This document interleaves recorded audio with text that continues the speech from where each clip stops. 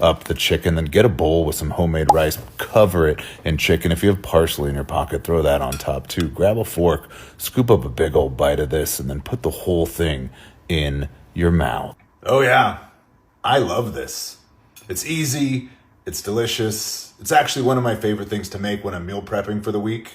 This chicken is so flavorful that everyone in my house likes it. I like it, they like it, and I think you'll like it too.